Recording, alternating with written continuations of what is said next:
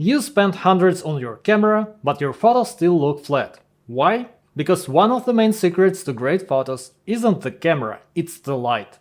Don't get me wrong, cameras and lenses are important, no doubt, but they are just devices for capturing an image created by light. If you're a beginner photographer, you need to spend more time learning about light.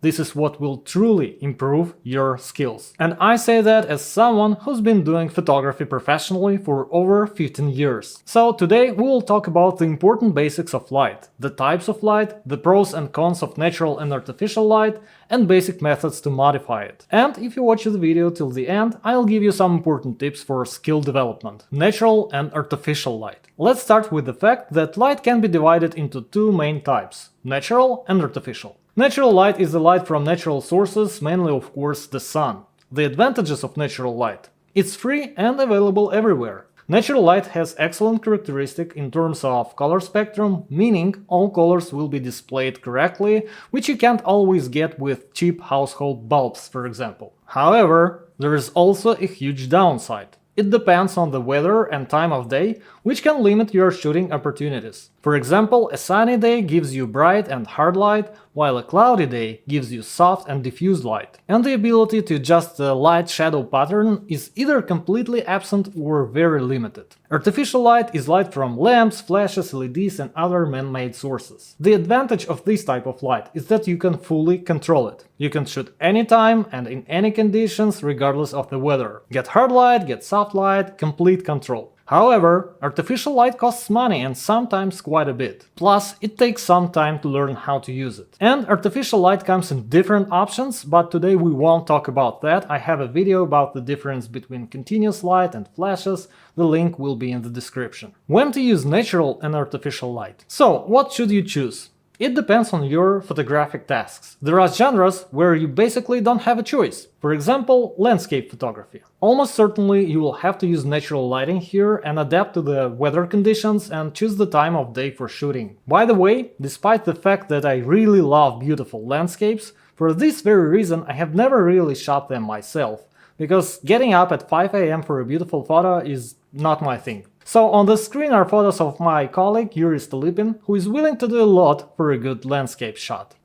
There's portrait photography, where both artificial and natural lighting are widely used, and sometimes both at once. Again, neither one nor the other is better or worse. With both types of lighting you can get great results or not so great results. The choice will depend on the specific situation and your personal preferences. Even when shooting indoors, many photographers use natural light from the window. I don't shoot portraits, so I'll illustrate with photos taken by my wife. For example, in these photos with large windows in the frame, she used natural light. In minimalist style portraits, which she loves, she always uses artificial lighting because she wants to fully control the light-shadow pattern, and it's quite difficult to do this with the sun. And then there's product photography, where artificial light is mostly used. Because control over lighting is very important here. Just don't get me wrong, of course you can shoot objects with window light and get good results. We even made a series of lessons about it, but it was much more harder than shooting the same thing with artificial light. We've already explained why. Artificial light allows you to achieve the desired result regardless of external conditions. And considering that in product photography we need to show the shape, material, texture of the object, and for this we need to set the light at certain angles, it's much easier to shoot products with artificial light. Despite the fact that there are many nuances and rules when working with light, I believe that a beginner needs to start with just a few aspects. First, light is categorized by its purpose, and this is very important, because many try to mindlessly copy some setup from a lesson without thinking about what the light source is for. But each source has a specific task and you need to remember this. Today we'll focus on two types of lighting: the key light and the fill light. The key light is the primary source that creates the light-shadow pattern in the photo. It doesn't matter if it's big or small, the sun or a flash. The important thing is that it's the basis of your light. And there should be only one key light, because we have one sun and that's the most natural for our brain to perceive. Just in case, I'll clarify that there are exceptions to every rule mentioned in this video, of course. But if you're just starting out, you first should understand the rules themselves, and then you can break them consciously when you need to. And there's the fill light. As the name suggests, it fills in shadows created by the key light. Because very often, after setting the key light, we see that the shadows are too black. This may be your intention, in which case you don't need fill light, but usually we still want to make them not so black, not so deep. The fill light shouldn't overpower the key light, you shouldn't have new pronounced shadows. It should be delicate, even, soft light. Often a reflector is used to create it instead of an additional light source, but more on that later. The second thing to always pay attention to is the angle at which the light falls, because this greatly affects what we get in the image. As you can see in the example, the same object with the same light source, but the perception of the picture is completely different. Again, there is no 100% right or wrong option, but if you look overall, if the light source is shining directly from the camera, you'll get the flattest picture, because the shadows will be as short as possible. If you want to get a more pronounced shape in the photo, the light source should be placed at an angle to the camera, so the shadows will become longer. The same goes for texture. If you want to show texture on the object, you need to light it from the side. If you want to add drama, emphasize the silhouette for example, you can place the light source behind. In general, the angle of light plays a very important role, and you definitely need to closely monitor this. If you're shooting with artificial light, it's very easy to control. With natural light, you'll have to put your model in the right place, adjusting to the position of the sun. How to choose the angle? I'll mention this in practical tips. The next very important point is the hardness, softness of the light. This characteristic also significantly influences the photo. Hard light is characterized by sharp shadows, very clearly defined transitions from light to shadow, and is associated with direct sunlight. With soft light, the shadows are diffused, all transitions are very smooth. The direct association here is with an overcast day when the sky is covered with clouds, which turn the hard sunlight into soft light. Overall, soft light is a gentler, non-aggressive image, hard light is contrast, bright highlights, sharp shadows. You should choose based on your photo assignment and your taste. Returning to texture, if you need to show it, hard light is better suited for this task because we see texture due to shadows and highlights, and just more pronounced shadows from hard light reveal it better. So you can clearly show the texture by lighting it at an angle and with hard light. What makes light hard or soft? Why can natural light be both? It's about the angular size of light source. But I know not everyone gets it right away, so I'll explain it like this. The bigger the light source in size, and the closer it is, the softer the light will be. But if we start moving this same source further away, its relative size will decrease and the light will become harder. To make it easier to understand, imagine the sun. It's huge, but it's so far away that we see it small from Earth. That's the angular size. What tools are there for controlling light? As most of you probably know, there are quite a few softboxes of various shapes, umbrellas, snoods, but what you need to master first are diffusers and reflectors. So we set up the key light. In our case, it's a constant light source without any modifiers. Let's pay attention to what we've talked about today. Does the angle of the light source work for us? Let's say it does. Does the softness of the light work for us? Let's say it doesn't. We need to make it softer. Why is the light hard? Because it's small. We need to make it larger. For this, we take a diffuser. This is a standard store-bought diffuser with white, translucent fabric. We place it in the path of the light, not far from the object, which is important. The first thing we see is that the photo has become darker because any diffuser eats part of the light. So we adjust the camera settings and now we see that the light has become soft. Now, a very important point. Our Godex light source remained in the same place and the same size. And I said that softness depends on the angular size. The important thing is that now the light source for our photo is the diffuser itself. It is quite large, it is close, and we get soft light. If we move the same diffuser close to our source, but not too close, the source is hot, the light spot on the diffuser will become quite small, and the diffuser will be far away.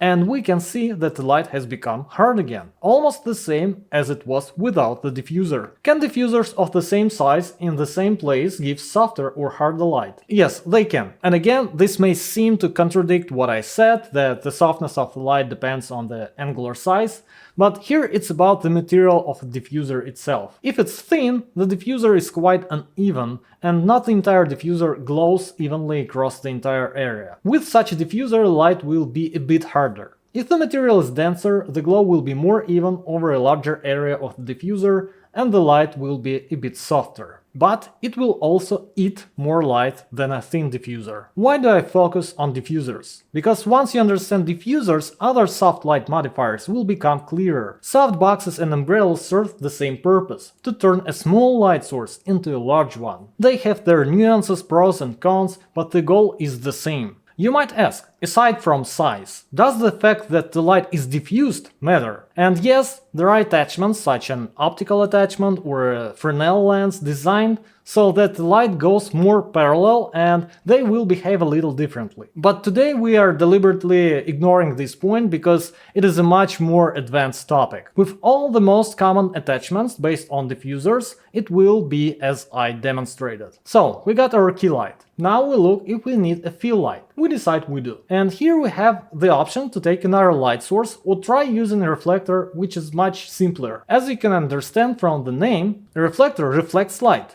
It can reflect light from different sources, but since we have only one, the key light, we reflect from it. By the way, the diffuser we use to soften the light can perfectly act as a reflector, because when light hits it, some passes through and some returns back. But for our specific task, a round shape is not very convenient, so we take just a white piece of ceiling tile. And yes, you can use anything as a reflector, everything reflects light. The main thing is that it doesn't have colored shades because they will reflect on your object, which we don't want. Here it's very simple. We bring our reflector to our object and see that the shadows are filled. The closer we bring it, the more light will hit the object, the lighter the shadows will become. And here you need to ensure that new shadows from the reflector do not appear, because it is a fill light. There are white reflectors, silver, gold and sometimes black surfaces on reflectors. What's the difference? First, a gold one is definitely not needed for a beginner, it will only ruin everything for you.